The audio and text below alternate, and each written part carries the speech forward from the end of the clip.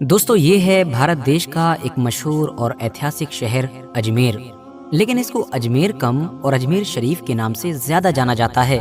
क्यों? क्योंकि यही वो जगह है कि जहाँ पर भारत के सबसे बड़े सूफी बुजुर्ग यानी कि हजरत ख्वाजा मुइनुद्दीन चिश्ती अजमेरी की दरगाह मौजूद है। इस दरगाह का इतिहास 50, 100, 150 या 200 साल नहीं बल्कि लगभग 800 से 900 साल पुराना है। और ख़ास बात ये है कि इस दरगाह से जिस तरह से हमेशा से मुसलमान जुड़े हुए हैं, बेशुमार मुसलमान इससे अकीदत रखते हैं, बिल्कुल वैसे ही हिंदुओं या फिर बाकी धर्मों की भी एक बड़ी आबादी इस दरगाह से जुड़ी हुई है और इससे अपनी आस्था रखती है। और आज भी अगर आप लोग इस शहर के अंदर जाएंगे, इस दरगाह पर जाएंगे, तो देखेंगे कि जितनी तादाद में यहाँ पर मुसलमान होंगे, शायद उतनी ही तादाद में हिंदू या फिर बाकी धर्मों के लोग नजर आएंगे। अजमेर में मौजूद इस दरगाह की अहमियत कितनी है, इस चीज़ का अंदाज़ा बस इसी बात से लगाया जा सकता है कि इतिहास में पाए जाने वाले बड़े बड़े राजाओं, महाराजाओं, बादशाहों और सुल्तानों को तो छोड़ ही दीजिए, आज के दौर में भी भारत के अंदर सरकार चाहे कांग्रेस की हो या बीजेपी की हो, देश के बड़े बड़े मिनिस्टर्स यहाँ पर अपनी चादर वगैरह जरूर भेजते हैं। इसी साल ही मतलब 2024 के जनवरी के महीने में मौजूदा प्रधानमंत्री नरेंद्र मोदी ने भी यहाँ पर चढ़ाने के लिए एक चादर पेश की थी। अब अगर कुछ इंटरेस्टिंग हिस्टोरिकल फैक्ट्स पर नजर डालें तो भारत के इतिहास के एक बहुत ताकतवर और मशहूर मुगल बादशाह मतलब के अकबर सम्राट से जुड़ी हुई एक बड़ी ही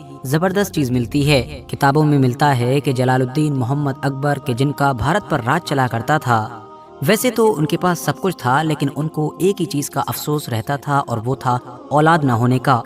2 बेटे हुए भी थे, हसन और हुसैन, लेकिन उनकी एक ही महीने के अंदर मौत हो गई थी। अबुल फजल की मशहूर किताब आईने अकबरी के मुताबिक एक बार अकबर को कहीं से ये खबर मिली कि अजमेर के अंदर एक मशहूर और बड़े सूफी बुजुर्ग यानी कि ख्वाजा मुइनुद्दीन चिश्ती की दरगाह है, वहाँ पर जो भी मन्नत मांगी जाती है वो पूरी हो जाती है। इसीलिए अब अकबर ने भी ये मन्नत मांगी कि अगर उसको एक बेटा पैदा होता है तो वो इस दरगाह पर हाजिरी लगाने आएगा, वो भी पैदल चलकर। दोस्तों ये बेटा पाने की चाहत ही थी कि जिसने अकबर को उस दौर के एक और मशहूर सूफी बुजुर्ग से मिलने के लिए मजबूर किया। ये मशहूर सूफी बुजुर्ग आगरा के शेख सलीम चिश्ती थे, जिनका ताल्लुक भी इसी चिश्ती सिलसिले से था। बादशाह अकबर पहली मुलाकात में ही शेख सलीम चिश्ती से इतना ज्यादा इंस्पायर हो गया कि अब मानो वो बार बार उनसे मिलने के लिए आता रहता था। माना जाता है कि एक बार अकबर ने शेख सलीम चिश्ती से पूछा कि मुझको कितने बेटे होंगे।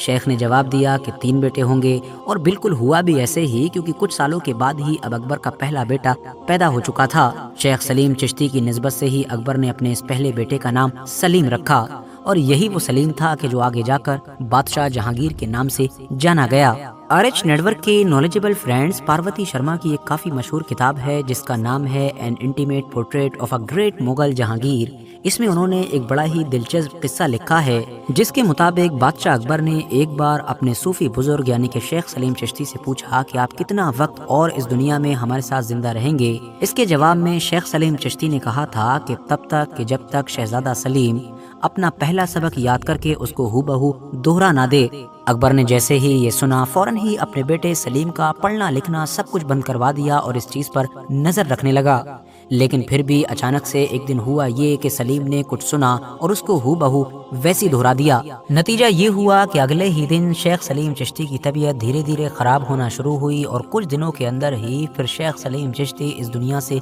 रुखसत हो गए। लेकिन शेख सलीम चिश्ती की वफात के बाद भी अकबर ने चिश्ती सिलसिले का जो मेन सेंटर था, हेडक्वार्टर था, मतलब कि अजमेर शरीफ, वहाँ पर जाना जारी रखा। न सिर्फ जाना जारी रखा बल्कि वहाँ पर अकबर की तरफ से बहुत सारा डोनेशन वगैरह भी दिया जाता था। अब अगर मोटे मोटे तौर पर उन ख्वाजा गरीब नवाज की जिंदगी पर नजर डालें कि जिनकी अजमेर शरीफ में दरगाह है, मतलब कि कब्र है, तो जो हिस्टोरिकल रिकॉर्ड्स मौजूद हैं उनके मुताबिक ख्वाजा मुइनुद्दीन चिश्ती अजमेरी का जन्म, इनकी पैदाइश 1141 ईस्वी के आसपास में ईरान के शहर सीस्तान में हुई थी। बहुत कम उम्र में ही माँ बाप के चले जाने के बाद ये सूफीज़म से इंस्पायर हो चुके थे और बाद में इन्होंने उस बुखारा शहर का सफ़र किया कि जो उस दौर में दुनिया का एक ट्रेड सेंटर माना जाता था और आज के दौर के हिसाब से देखें तो उज़्बेकिस्तान देश के अंदर हुआ करता था। यहाँ पर जाकर ही इनकी मुलाकात चिश्ती सिलसिले के ही एक सूफी बुजुर्ग यानी कि हजरत ख्वाजा उस्मान हारूनी से हुई थी, जो आगे चलकर इनके सबसे बड़े उस्ताद मतलब कि टीचर साबित हुए। इन दोनों ने मिलकर साथ में मक्का और मदीना का सफर भी तय किया था और ऐसे ही सफर के दौरान एक दिन ख्वाब में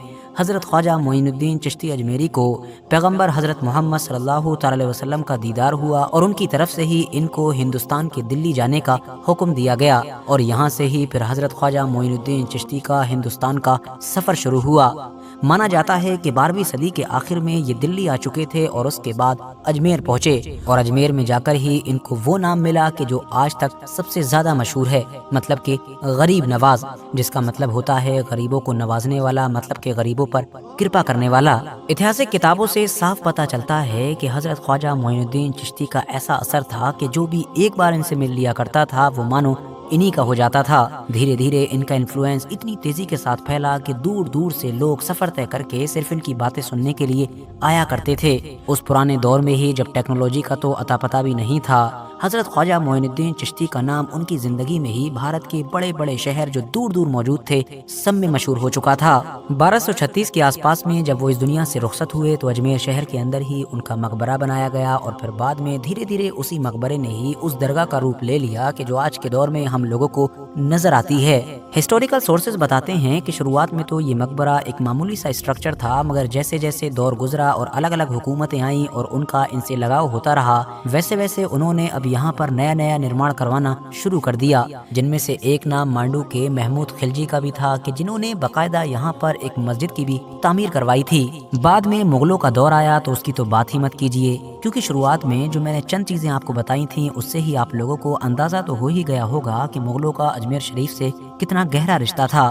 ایون بادشاہ شاہجہاں کے جو 2 بچے تھے، مطلب کہ جہاں آرا اور دارا شکو، ان دونوں کی تو پیدائش ہی اجمیر کے اندر ہوئی تھی۔ شاہجہاں کی بڑی بیٹی مطلب کہ جہاں آرا خواجہ معین الدین چشتی کو بہت زیادہ مانا کرتی تھیں اور اسی لیے انہوں نے ان کی ایک بایوگرافی بھی لکھی تھی۔ پرانے دور کے چاہے تغلق سلطنت کے حکمران ہوں، بیچ کے چاہے شیر شاہ سوری ہوں، یا پھر نئے دور کے یہ حیدرآباد کے امیر سے امیر نظام ہوں، ان سبھی کا اجمیر شریف سے بہت گہرا رشتہ رہا۔ نئے دور کی بات کریں تو سن 1911 میں جب انگریزوں کے ایک حکمران مطلب کہ جارج 5 کی تاج پوشی ہوئی دلی میں، تو اس کے بعد جو ان کی رانی تھی مطلب کہ میری، انہوں نے اجمیر کا دورہ کیا اور خاص طور سے وہ اجمیر درگاہ بھی گئی تھیں۔ وہاں پر انہوں نے درگاہ کی ایک ٹنکی کی مرمت کے لیے اس دور میں 1500 کی ایک رقم بھی دی تھی، جس کی وجہ سے آج تک اس ٹنکی یا کہہ سکتے ہیں کہ اس حوض کو وکٹوریا ٹینک کے نام سے جانا جاتا ہے۔ اگر آپ لوگ اجمیر کی اس درگاہ کو وزٹ کریں گے تو آپ دیکھیں گے کہ یہاں پر خواجہ معین الدین چشتی اجمیری کے علاوہ ان کے پریوار کے 8 اور لوگوں کی قبریں موجود ہیں۔ ساتھ ہی یہاں پر آپ لوگوں کو ایک مسجد بھی دیکھنے کو ملے گی جس کو اکبری موسک کے نام سے جانا جاتا ہے اور جس کو کسی دور میں مغل بادشاہ شاہجہاں نے تعمیر کروایا تھا۔ اس کے علاوہ یہاں پر مغل ایمپرر جہانگیر اور شاہجہاں ان دونوں کی ایک ایک بیٹی کی قبریں بھی موجود ہیں۔ اجمیر کے اندر 3 گیٹ موجود ہیں، جن میں سے ایک کو کہا جاتا ہے نظام گیٹ، جو دراصل حیدرآباد کے مشہور نظام میر عثمان علی نے بنوایا تھا، جبکہ باقی بچے ہوئے 2 گیٹس میں سے ایک کو جنتی دروازہ تو دوسرے کو بلند دروازے کے نام سے جانا جاتا ہے۔ یہاں پر ہر سال ایک بار عرس بھی منایا جاتا ہے اور اگر اسلامک کیلنڈر کے حساب سے دیکھیں تو یہ عرس رجب کے مہینے میں آتا ہے۔ اس عرس میں اجمیر کی اس خاص درگاہ پر حاضری دینے کے لیے لاکھوں لوگ پہنچتے ہیں۔ عرس کے دوران کھانا وغیرہ بنانے کے لیے یہاں پر 2 خاص دیگوں کا استعمال کیا جاتا ہے اور آپ کو جان کر شاید حیرانی ہوگی کہ یہ دیگیں سائز میں تو کافی بڑی ہیں ہی مگر حد سے زیادہ پرانی بھی ہیں، کیونکہ ان میں سے ایک دیگ تو وہ ہے کہ جو کسی دور میں بادشاہ اکبر نے یہاں پر پیش کی تھی، جبکہ دوسری دیگ وہ ہے کہ جو بادشاہ اکبر کے ہی بیٹے مطلب کہ بادشاہ جہانگیر نے پیش کی تھی۔ اس میں سے جو بڑی دیگ ہے مانا جاتا ہے کہ اس میں ایک بار میں 2800 کلو چاول آسانی کے ساتھ بنائے جا سکتے ہیں، جبکہ جو چھوٹی دیگ ہے اس میں بھی لگ بھگ 1100 کے قریب چاول بنائے جاتے ہیں۔ آخر میں ہم امید کرتے ہیں کہ ہماری اس چھوٹی سی ویڈیو سے آپ لوگوں کو اجمیر شریف کی اس اہم درگاہ کے بارے میں بہت کچھ جاننے کو ملا ہوگا۔ ویڈیو اگر سچ میں انفارمیٹیو لگی ہو تو لائک کرنے کے ساتھ ساتھ دوستوں کے ساتھ ضرور شیئر کریں، اور ایسے ہی نالجبل اور ہسٹوریکل ویڈیوز ہمیشہ دیکھنے کے لیے ہمارے اس چینل کو سبسکرائب کرنے کے ساتھ ساتھ بیل آئیکن کو ضرور پریس کریں۔